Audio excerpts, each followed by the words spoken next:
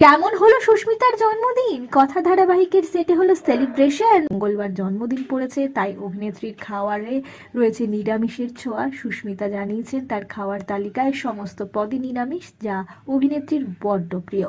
জন্মদিনে বিশেষ আকর্ষণ অভিনেত্রীর মায়ের হাতের পায়েস।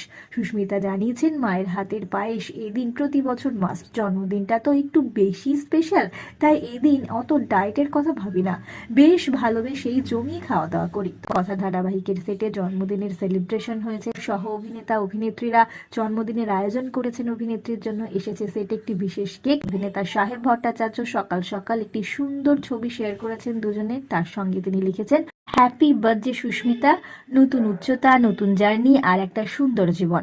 সবসময় খুব খুশি থেকো, গোবর দেবী। সাহেবের পোস্টে সুস্মিতাও জবাব দিয়েছেন, ধন্যবাদ প্যাচক মশাই। সুস্মিতার জন্মদিনের জন্য রইল আমাদের তরফ থেকে অনেক শুভেচ্ছা, অনেক শুভকামনা।